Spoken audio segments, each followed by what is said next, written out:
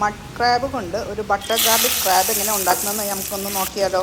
അപ്പോൾ ഒരു പാനിൽ ബട്ടറും ഓയിലും ചൂടാക്കാൻ, അതിട്ട് നല്ലോണം ചെറിയ ഉള്ളിയും വെളുത്തുള്ളി ഇട്ട് നല്ലൊരു ബ്രൗൺ കളർ ആകുമ്പോഴത്തേക്കും നമുക്ക് അതിനകത്തോട്ട് കുറച്ച് ഉപ്പ്, pepper, paprika powder, chilli flakes ഇതെല്ലാം കൂടെ ഇട്ടിട്ട് നന്നായിട്ടൊന്ന് മൂപ്പിക്കണം.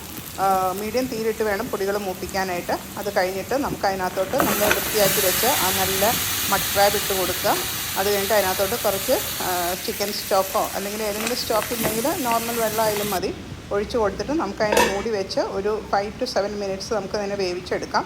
അത് വെന്ത് കഴിയുമ്പോഴത്തേക്കും നല്ലൊരു ഓറഞ്ച് കളറാകും.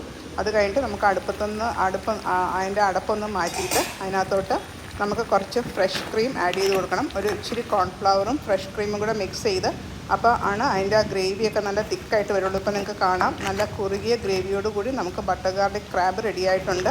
കുറച്ച് പാഴ്സലായിട്ടൊന്ന് സെർവ് ചെയ്ത് നോക്കിയേ, അടിപൊളി ടേസ്റ്റാണ്.